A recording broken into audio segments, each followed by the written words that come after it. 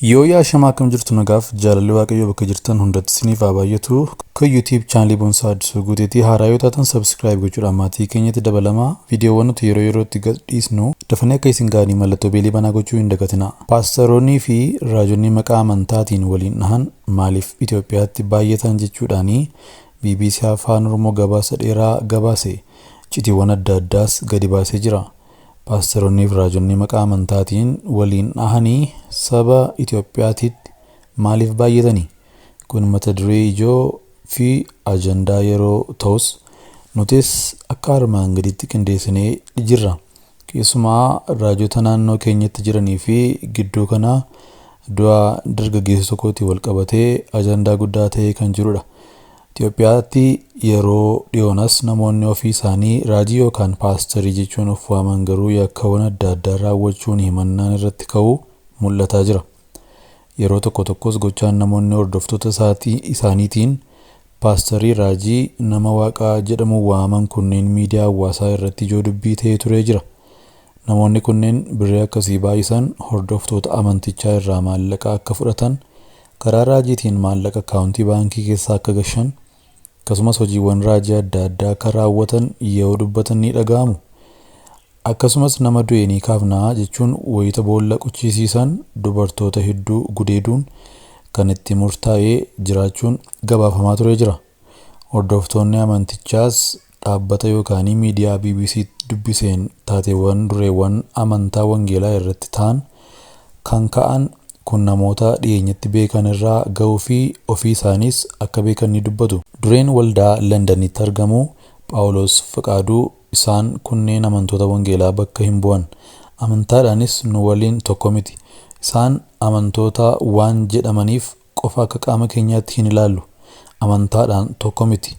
Bakkas nu bu'an jechuudhaanii cimsanii ni qeequ. Pirezidaantiin Gamtaa Waldaa Kiristaanaa Soortuu Tsaadiquu Abdoos yaada Soortuu Phaawulosiin walii galu.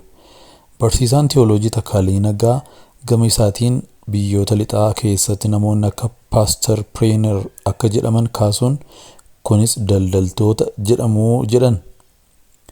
Jechi Paaster Preener jedhu kunis Interpreneer jecha jedhu irraa kan dhufe yoo ta'u, jechi Partner jedhu ammoo jecha Paastarii jedhu irraa fudhatameedha jedhan.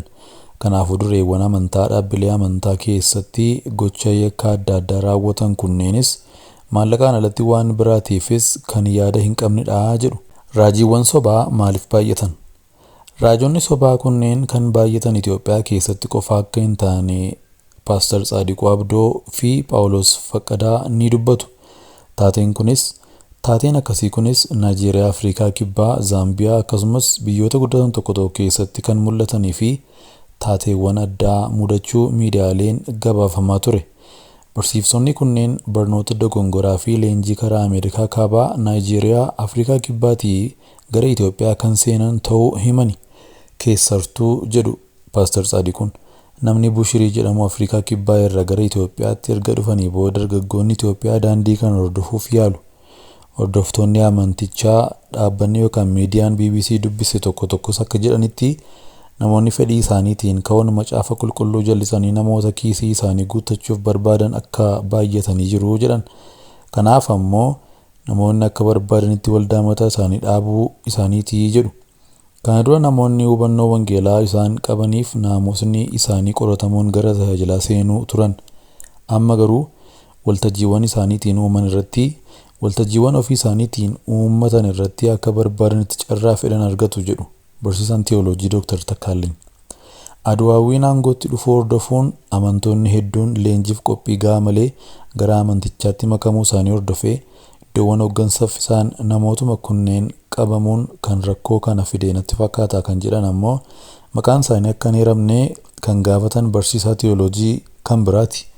Waldittiin bilisummaa argameen karrashee waan saaqxeef keessattuu namoonni biyya alaa irraa haala barsiisa adda ta'e fidanii dhufan qophii gahaa malee saaxilamuu dandeessee jedhu. Lallabdoonni wangeelaa badhaadhinaa guutan kan jedhan barsiisaan kun ciminni hafuuraa dadhabaa gamtaa barbaacha qofa iddoodhaa iddootti imaluun amantoota biraatti akka mul'atu ni kaasu. Dr. Takkaalin gama isaaniitiin Hawaasni amantoota wangeela barsiisaa Pheenxeqostee fi kaarizmaatikii hordofan daandiiwwan waaqni jidduu keenyatti ittiin hojjetu keessaa tokko kennaawwan hafuuraa gidduu keenyatti dhangalaasuudha jedhanii amanuu jedhu. Keessattuu dhufaatiin Kiristoos lammata dhiyaachaa wayita adeemutti tajaajilli kennaa hafuuraa kun baay'achaa adeema jechuun akka amanan ni kaasu. Kun raajota sobaatiif daandii saaqee jechuudhaan dubbatu. Haala sirna kana dura keessa ture jaadachuun bara dargii keessa hawaasni amantoota wangeelaa qabeenya guddaa jedhamu horatan hin turree jedhu. Amantoonni baay'ee ari'atamu turan. Yeroosii tajaajilli haala ari'isaatiin geggeeffamaa waan tureef kan barsiisa bira darbee kiisii namootaa galu hin turre.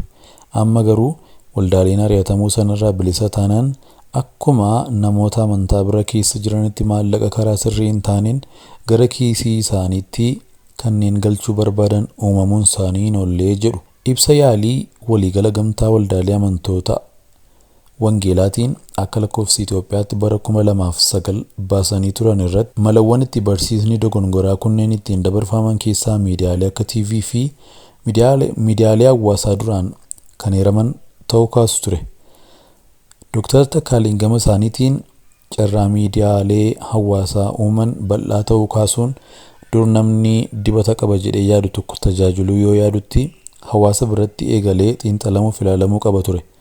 Amma garuu battaluma miidiyaalee hawaasaa irratti of beeksisuun tajaajila akkasii jira jedhanii namoota yaadaan burjaajessuuf carraa uumeeraa jedhu. Aangoo hafuuraa kan kennu eenyu? Namoonni maqaa amantoota wangeelaatiin hojii waliin dha'uu raawwatan kunneen macaafa qulqulluu eeruun alatti aangoo hafuuraa garaagaraa yoo fayyadaman ni mul'atu. Ilaalcha amantaa wangeelaa keessatti aangoowwan kanneen kan kennu waaqa jedhamee kan amanamu jechuudhaan dubbatu Dr. Takkaaleen. Haa ta'u malee waldaan ammoo qaama kennaa nama kanaatiif beekamtii kennitudha. Waldaanis ergama nama kanaaf kenname sakatta'uun kan beekamtii kennitudha.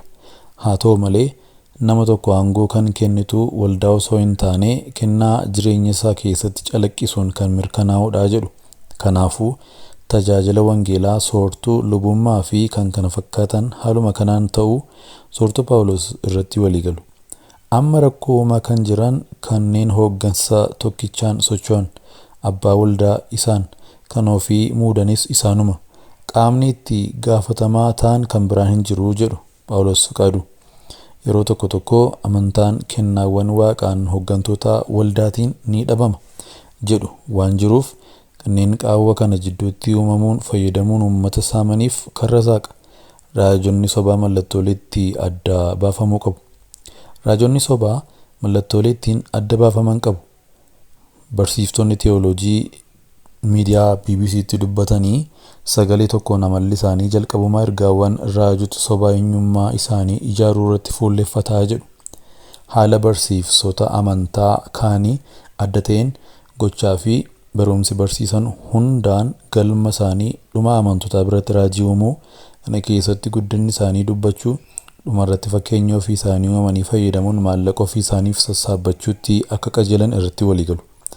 Kana malees ergaan isaanii karaa kamiinuu dabarfamuu, xiyyeeffannaan isaanii guddaan amantootarraa maallaqa ittiin argachuun wal qabataa jedhu. Gama kaaniin hordoftoonni amantichaa cuuphamanii dhiisanii yookaan yakka raawwatanii dhiisanii kan isaan hin dhibne ta'uu isaanii kan kaasan barsiiftonni amantaa kunneen raajonni soba karaa ta'een kan xiinsammuu hordoftoota isaaniitiin hirkachuun bobba'anidha jedhu.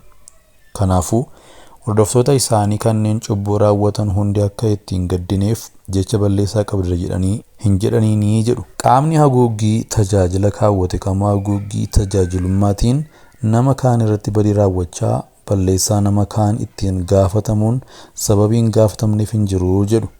Gaaffiin jiru garuu namoonni baay'een carraan akkasii akka jiru beekanii maaliif akka hin fayyadamne kan jedhudha.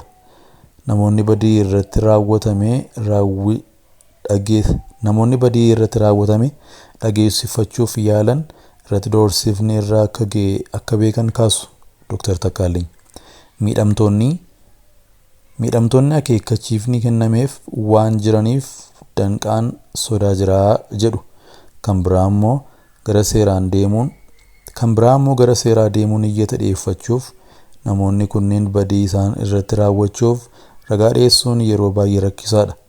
Kennaawwanii fi jijjiirraan maallaqaa namoota waliin dhahan kanneen waliin taasifamuuf yeroo baay'ee akka ragaan hin jirretti waan ta'e ragaa dhiyeessuun ni rakkisa. Akkasumas badii irra ga'u seeratti dhiyeessuudhaaf Waaqni yeroo isaatti murtee akka kennuuf isatti dhiisuuf kanneen filatan jiru jedhu Dr. Takkaalliin.